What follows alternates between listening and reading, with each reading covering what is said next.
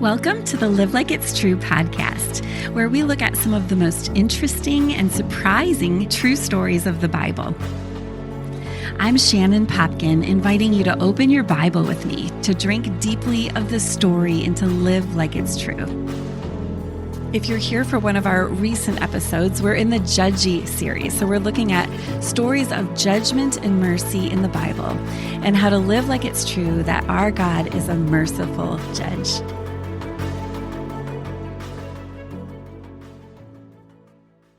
Well, we have Stacy Reaoch back with us for part 2 of our conversation about mother-in-law and daughter-in-law relationships. Stacy is an author, a mom of 4, married to Ben for 25 years. Ben is a pastor, and she's passionate about women studying the Bible together and applying the truth of the gospel to daily life. She is a writer. She's written for Desiring God, the Gospel Coalition, and Revive Our Hearts. All my favorites right there. And she's written several books. The one that we're talking about today is called Making Room for Her.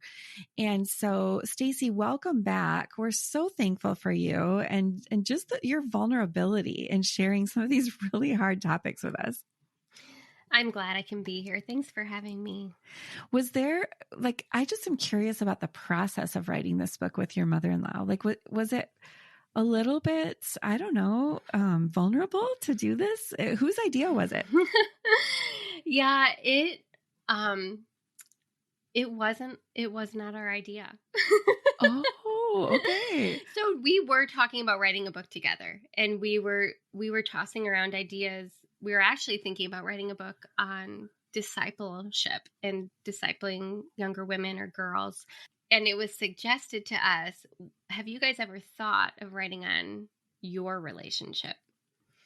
And we were like, not really. So no, we did not come with we have a burning desire to write this. But as we talked about it and thought about it and realized, we are not a perfect example. We're not writing on this because we have it all together and we've done everything right. I mean, we've had some rocky times. We've had some hard things, but we have grown. And maybe we do have some things we can offer to other women. And we're a pretty unique pair that we're both writers and have a similar passion. So yeah, but I will say this was probably my hardest project I ever did. And partly we were writing during COVID. And they were being very, very cautious because of some health issues. So I did not see her for a year and a half. And we were writing this, having Zoom calls and phone calls. And I think even a generational difference of what are you willing to share? I was willing to share a lot more than she was willing to share. And I think that was just a generational thing of her kind of more wanting to box everything up with a pretty bow on it. And me saying, but that's not how they're gonna they need to know some of the hard things because most people are walking through hard things. So it was, we had some hard conversations, and just even the chapter I shared with you, the expectations chapter, that was really hard to go back and visit and talk about that vacation, because realizing in Barb's mind, it was wonderful. Yeah, and don't mess with my beautiful memory. I know. Of this. So it is hard. It was even hard for me, honestly, to share about it, because I think it hurt her to hear me say that was not a very fun vacation for me. So it was, we definitely went through some things just writing this, but in the end, I think it drew us closer together because we came to understand each other better. And she said to me multiple times, she's like, Stacey, I feel like I'm learning how to be a good mother-in-law now. As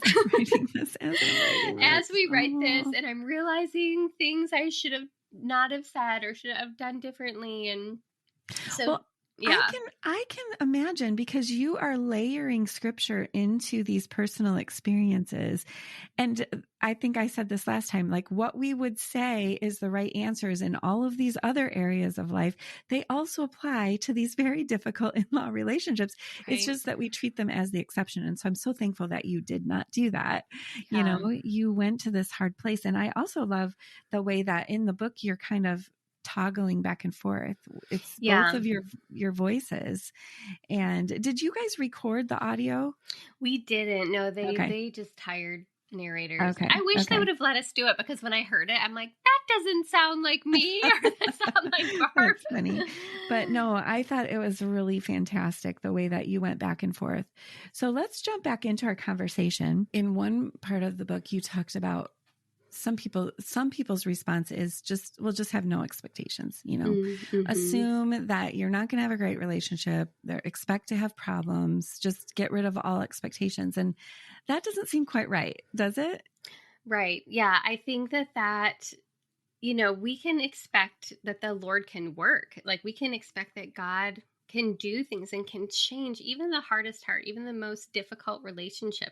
We can have hope because of the Lord working in our life, and prayerfully working in our in-laws' life too. That idea of like, don't have any expectations is kind of the world's mentality of like, oh, the in-law relationship is just ridden with problems.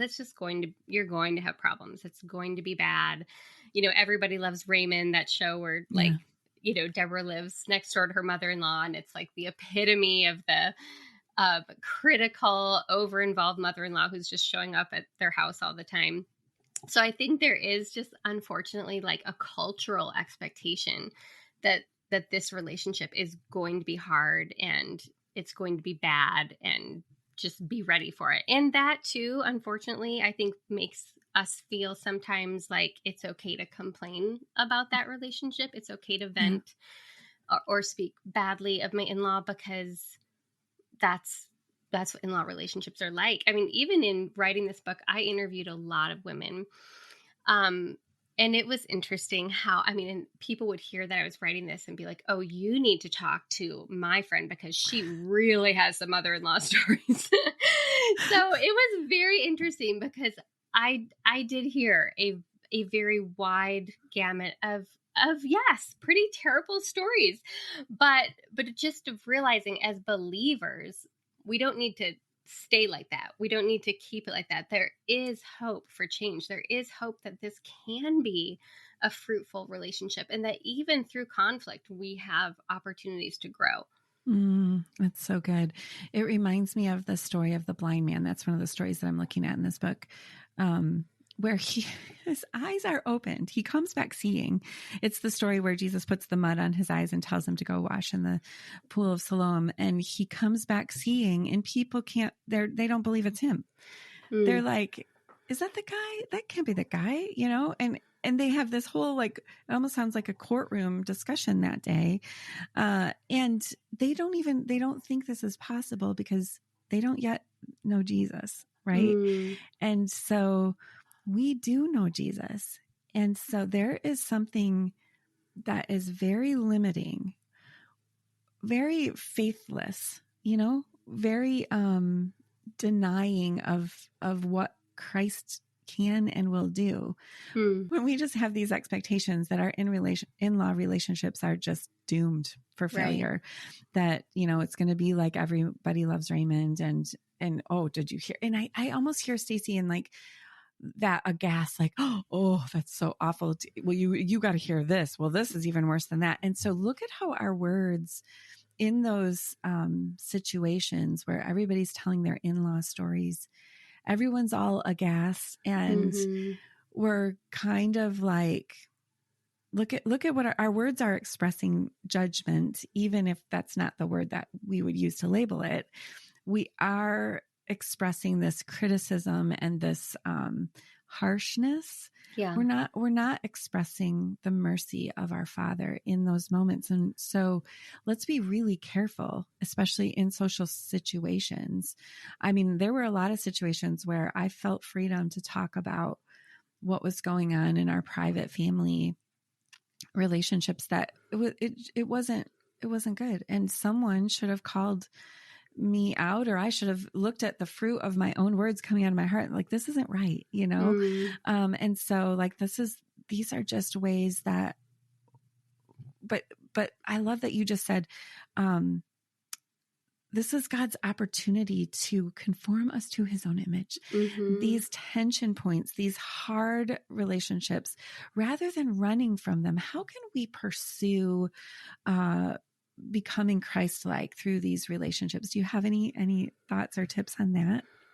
Yeah, I mean, one thing I think about is, when we're up against something hard or have a difficult relationship, our natural tendency is to pull away, is to avoid that relationship, avoid that person. But I think what the Lord would want us to do is actually move towards that person.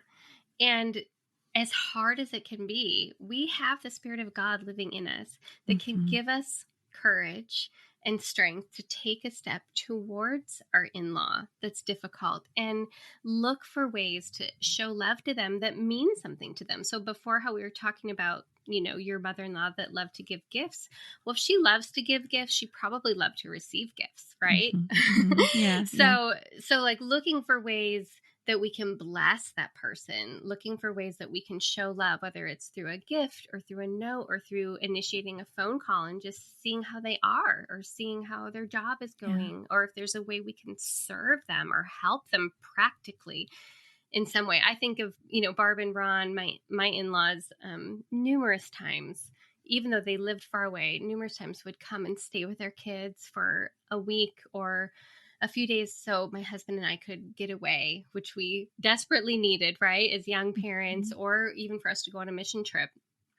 Those were just practical ways that they served us and loved us. And I think as Barb grew to know me more, she would often come with chocolate because I love chocolate. Oh, that's so sweet. Yeah. So I think just, looking for those ways. And also I think, in a spirit of mercy and grace, like overlooking as many offenses as we can. Like Proverbs 19:11 tells us, good sense makes one slow to anger, and it is his glory to overlook an offense. So there can be so many things that we can get irritated with, or be like, why did she say that way? Or, what did she mean by giving me that present? Or I remember one time as a young mom, a new mom, I wanted so much to show Barb that I was super mom. I could do it all. I could keep my house clean and, take care of my kids and be a good wife. And I remember her coming in, sweeping my kitchen floor. And I remember thinking, she doesn't think I'm keeping my house clean enough. Like, she thinks that she needs to help because I'm a mess. And and really, she was just trying to serve me in a practical way. She saw that I needed some help.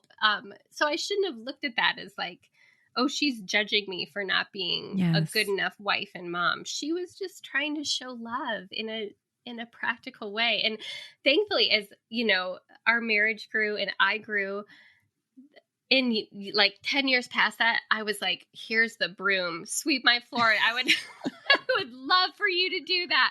So thankfully I grew out of the stage of like, I want to look like I'm perfect at everything. But I think, like believing the best, overlooking offenses, moving towards them in love are all ways that we can grow in that relationship. Yeah, the 1 Corinthians 13, our love chapter, says love hopes all things, right? Yes. And so that believing the best, it's like that is the polar opposite of having this jaded, like splitting every sentence and every word. Like, what does that word mean? And what did it mean that she swept the floor? Rather than overlooking any offense that might be there and giving the benefit of the doubt. Like I have this tendency toward a jaded perspective. I just do. That's in my judgy girl heart. I'm always weighing everything that everybody else is doing. Like, what is that saying about me?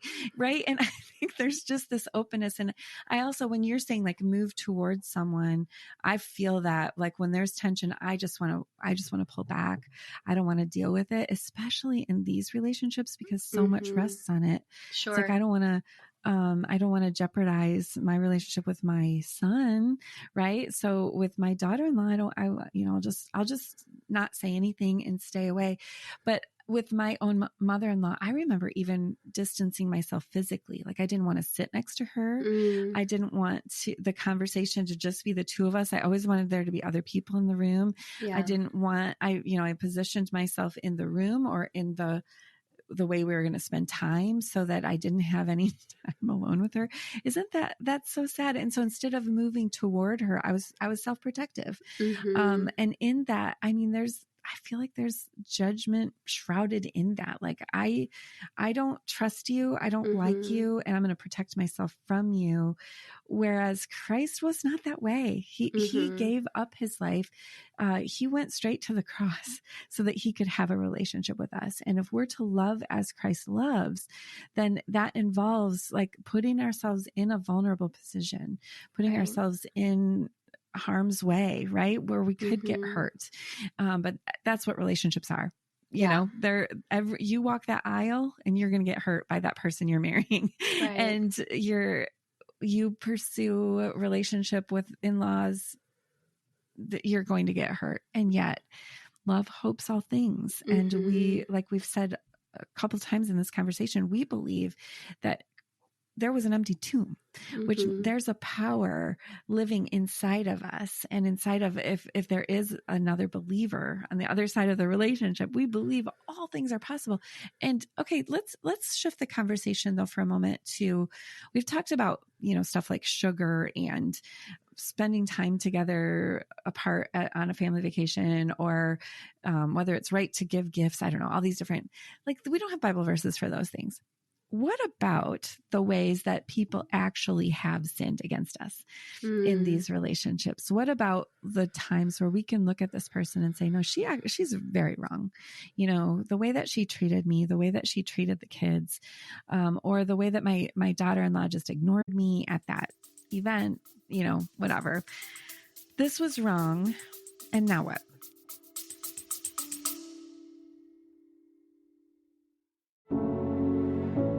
If you're a Live Like It's True listener, I'm guessing that you love to study the Bible like I do. We're getting quite a collection here of episodes on Live Like It's True, and I wanted to make it easier for you to search by particular story of the Bible. Maybe you're in a Bible study, you're studying a book of the Bible, or you want to do a deep dive on a particular story. Well, we've done a little work for you on the website, making it easier for you to search.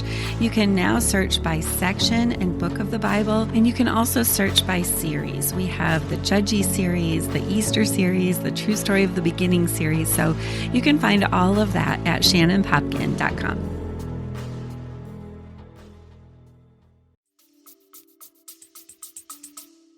Yeah, that's a hard question because every situation is different. And I still think we first go back to that principle of overlooking offenses. I mean, really, I can be hurt all the time. Yeah. Like, I'm a sensitive person. I can think, someone made a face towards me that expressed anger and they didn't. I can read into things that aren't there. So, I mean, I always go back to, is this a one-time thing that just happened that I'm reading into that isn't really a huge deal? Can I overlook this offense knowing how many offenses I have every day towards Christ and likely towards others? But I will also say, if there is something that it seems too big to overlook, which I think that's a reality, right? Sometimes there are sins that need to be confronted. Then I think, it is kind of applying that Matthew 18 principle of going to them and talking with them and first taking the log out of our own eye, right? And evaluating our own heart. And this is advice we give in the book that we've seen in, my husband and I do a fair amount of pre-marriage counseling. But I would recommend, if there's an issue that's happened that has been offensive, that needs to be talked about between mother-in-law and daughter-in-law, that the son really leads in that conversation with his mom and is the one to gently bring it up and talk about it. And not that the daughter-in-law is not present. I think it actually would be great if she's present as well and can add to it. But I think when there's a very delicate conversation that's going to happen that could potentially be hurtful, I think it's best if it comes from the child, the biological child, because there's going to be a natural soft spot in the mom's heart towards her son, where if it's the daughter-in-law bringing it up of, you did this and you really hurt me, a wall could go up very quickly, right? But I think that there's wisdom in letting the son in on this, talking, the husband and wife talking this through together, letting him lead in the conversation. And then, maybe the daughter-in-law is going to be adding in some things, and they can have kind of a group conversation about what happened and why it was hurtful, and maybe how we could change it in the future. And also being willing to receive feedback from, say, it's the mother-in-law who offended the daughter-in-law. Well, also listening to the mother-in-law's perspective, because there's likely a perspective that she has that we haven't even thought about, that the daughter-in-law hasn't even considered. And so really listening to her and being willing to be humble and to receive correction as well. I think both sides need to be willing to receive correction and admit to wrongdoing, because normally there's a two-way street in whatever conflict has happened. Yeah. Yeah. And there's probably layers of emotion and fear, right? Fear of losing your son, fear of losing. And now you and I are in that seat, aren't we, Stacey? Right. Like, we have a son that we dearly love, and we're putting him in the arms of another woman. And it's hard. There's a death there that, I'm so thankful for my daughter-in-law, and so excited for their marriage. I mean, and I know that you are too. Yeah. And yet, what are some of the things that you're telling yourself as a new mother-in-law? Like, what are some of the thoughts from this book that you're like, okay, yes, I need to remember this? That's a good question. I mean, and for the listeners hearing this, so my son at the time of this recording has not yet proposed. He's about to propose in 3 weeks. So this is all very new. This is all very fresh in my mind. But as I was rereading Barb in my book, and I just found myself stopping and praying for my relationship with my new soon-to-be daughter-in-law. I think one of the main things is like taking time to invest in that relationship and realize, like, she's not just the wife of my son, right? She's another daughter. She's another daughter that our family is being blessed with. And I really choked up, but I want her to feel welcomed and loved, that she is a part of our family, and that she is just as important as I have 2 other daughters, that she feels welcomed and loved, and just desiring to be not just a mother-in-law, but desiring to be her friend. Sorry, I think this is tender because of my mother-in-law passing, but she really, over the years, became a friend to me. She wasn't just a mother-in-law, she was my friend. And she was someone that I would call if things were going really badly at church, or we had a parenting issue that was laying heavy on our hearts. I knew I could call and talk to Barb, and that she would pray for us, that she was for us, that she would be interceding for us, and that meant the world. So I hope I can be a mother-in-law like that. That's precious, Stacey.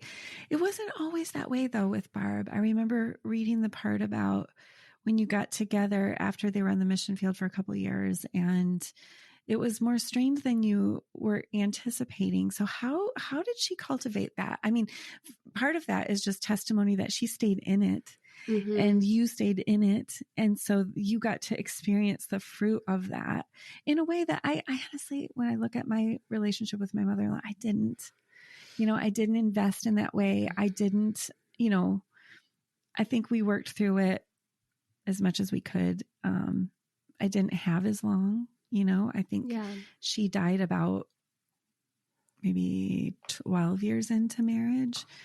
And so that, I didn't have as many years, and I didn't have anyone mentoring me to invest. I don't remember anybody saying like, look, this is an opportunity to be conformed in the image of Christ. Like, so, you guys did that though. You invested, you stayed in it, and got to experience. So how did you go from having this, like, I don't know, it just felt awkward, intense, to I want to be a mother-in-law like her, who made me feel welcome and loved, and that I could call her in my time of need. What did she do? Like, what would you call attention to? Yeah, I mean, obviously, I think God working in both our lives and maturing both of us. It was hard because the first 7 years of our marriage, like 2 weeks after Ben and I got married, they moved to South Africa and were there for 7 years. And this was the time before cell phones, before Zoom calls, before texting. So we really didn't communicate that much. And that's a regret that I think both of us had, it was just kind of like, we were, living our lives, and then they would come back like I don't know if it was every year, every couple of years. And we'd have like 3 weeks with them in the summer, which was great. Had its own tensions being together like for an intense chunk of time and then not seeing each other for 11 months. But I think, just, we never lived close together. But I think just trying to stay in communication with each other, through phone calls, through texting, through visits, and deciding that this relationship is worth investing in. I think Barb and I, it's also interesting, she was a writer as well. She started writing family devotionals actually for our family, for our kids when they were in South Africa. She wanted to invest in her grandkids. And as a way of discipling them, wrote these Christmas and Easter devotionals, which now are being used by thousands of people around the world, which is super cool. But so I do think it was sweet. The Lord gave us, writing was something that we both kind of got into and became a shared love and a shared hobby that we could talk about for a really long time.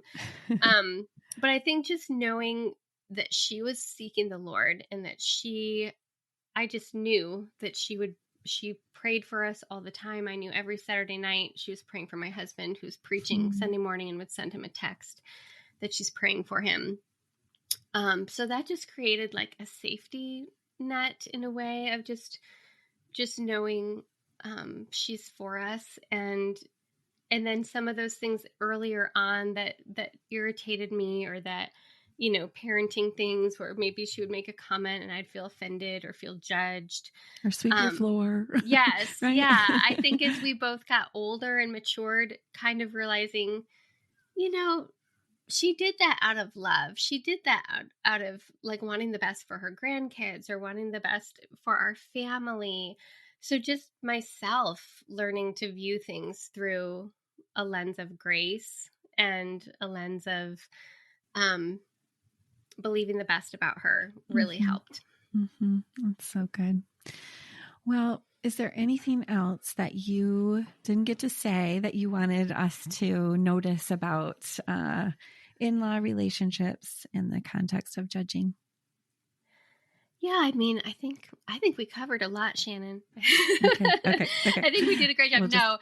No, I think, but I guess I would just add on at the very end, for those that are struggling, that have a really hard relationship right now, because I know that there's many people in difficult spots, that it's a relationship still worth pursuing, even though it's hard. That God can change people, and most of all, that God can change me, that God can change our own hearts to be softened towards our in-law, and to extend grace the way Jesus has extended grace to us. So just not to lose hope, but to still move forward in love and expect God to work. Yeah, it's so good. Well, thank you so much for sharing with us. This has just been a joy. And this book is a treasure, Making Room for Her, Biblical Wisdom for a Healthier Relationship with Your Mother-in-Law or Your Daughter-in-Law. Stacey, were you and Barbara kind of picturing that mothers and daughters would read this together, mother-in-law, daughter-in-law together? Yeah, I mean, I think it just depends on your relationship. I've definitely heard of mothers and daughters-in-law reading it together and gifting it to each other. Um, but I also think, mothers and daughters-in-law that are struggling might pick it up and read it just as a source of help. And I also Mhm. think those that are getting engaged and about to Mhm. become a mother-in-law, about to become a daughter-in-law, I hope that it'll be a source of help and wisdom for them too. Yeah, I plan to give one to my new daughter-in-law. Aw. So this is great. And we've got some other relationships growing in our family. So I think it's going to be a huge resource for all of us Popkins. So it's called Making Room for Her by Barbara and Stacy Reaoch. And you can get a copy anywhere books are sold. Stacy, where can people find you? You can find me on Instagram at Stacy Reaoch and on my website at staceyreaoch.com. All right. Well, thank you again. Thanks for having me. Can I just remind you that these stories in the Bible are true stories? They're absolutely true. God could have given us a list of facts about himself, but instead he gave us a book filled with stories. These stories help us to know God, and collectively they help us to understand this overarching story that we are all part of. So I hope this episode will inspire you to study this story for yourself straight from the Bible. To help, I've put together my Live Like It's True workbook. It includes some of my favorite tools for studying the narrative sections of our Bible.